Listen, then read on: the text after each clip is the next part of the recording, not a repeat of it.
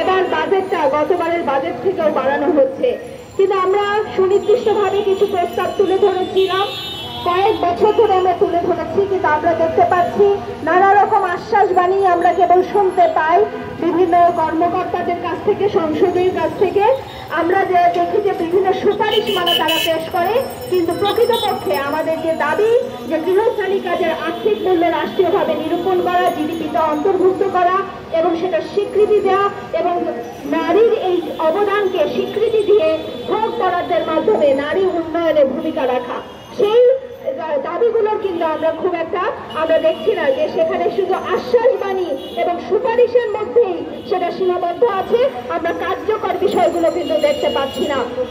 আমরা বলতে চাই যে আপনি নারীর যে শ্রম, সেই শ্রম কিভাবে হিসাব করা হয়। বাংলাদেশে এই নারীর শ্রমকে 3 ভাগে হিসাব করা হয়।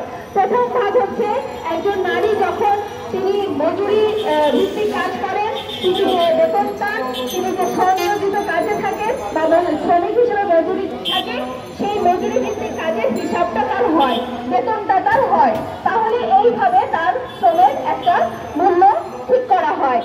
আর 2 নম্বর বিষয় থাকে যে তার কিছু মজুরিবিহীন কাজ থাকে, গৃহস্থালীর কাজই থাকে, যেমন সে হাঁস মুরগি পালন করে, সে গরু বা ছাগল এগুলো লালন পালন করে, সেগুলো সে বাজারে বিক্রি করে, মুরগির ডিম বিক্রি করে বা মুরগি বিক্রি করে, বা আমরা দেখি হাঁস বিক্রি করে বা হাঁসের ডিম বিক্রি করে, ছাগল বিক্রি করে বা গরু বিক্রি করে।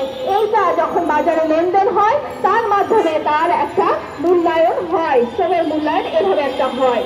আমি বলছি না যে এই মূল্যায়নটা পর্যাপ্ত মূল্যায়ন হয়, কিন্তু তারপরে এটা একটা সময় যে আর্থিক মূল্যায়ন, সেই মূল্যায়নের খাতায় এটার হিসাব থাকে। এই গেল 2টো হিসাব। কিন্তু নারীর একটা বড় শ্রমের হিসাব, সেটা হিসাবের বাইরেই থেকে যায়। নারীর একটা বড় শ্রম সেটা হিসাবের বাইরে থেকে যাচ্ছে। সেটা কি? নারী যে মজুরিহীন গৃহস্থালীর কাজ করে থাকেন, অর্থাৎ আমাদের মা, আমাদের বোনেরা, আমাদের স্ত্রীরা যেভাবে ঘরের গৃহস্থালী কাজ করে থাকেন, সেই কাজগুলো কিন্তু সেগুলো কোনো মজুরিও নাই, সেগুলো কোনো হিসাবের আওতাও নাই। আমরা মজুরি দাবি করছি না, আমরা বলছি না পরিবার যেই মা সকাল থেকে রাত পর্যন্ত কাজ করে তার কোনো মজুরি দেন, মজুরির হিসাব আমরা করতে চাচ্ছি না। আমরা বলছি যে এই কাজের আর্থিক মূল্য রাষ্ট্রীয়ভাবে নিরূপণ করেন, সেটা দেখেন কত হয় এবং সেটার একটা স্বীকৃতি রাষ্ট্রের দিতে হবে। কেন দিতে হবে? কারণ নারীর প্রতি দৃষ্টিভঙ্গি, আপনারা বলছেন নারী বান্ধব সরকার, কিন্তু নারীর প্রতি দৃষ্টিভঙ্গিতে এখানে নারীর শ্রমের যখন মূল্যায়ন হয় না, তখন নারীর প্রতি দৃষ্টিভঙ্গিও সেইভাবে পরিবর্তন হয় না, সেটা থেকে যায় অধস্তন দৃষ্টিভঙ্গি। আপনারা চিন্তা করেন, এই তাপদাহ গেল পুরো এপ্রিল মাস জুড়ে 43 ডিগ্রি 45 ডিগ্রি সেলসিয়াস তাপমাত্রা উঠেছে। ওই ঘরের নারী, তিনি মা বা তিনি স্ত্রী, তিনি যে রান্নাঘরে কাজ করছেন তার টেম্পারেচার কত? তার টেম্পারেচার তো 50 ডিগ্রি উঠে গেছে।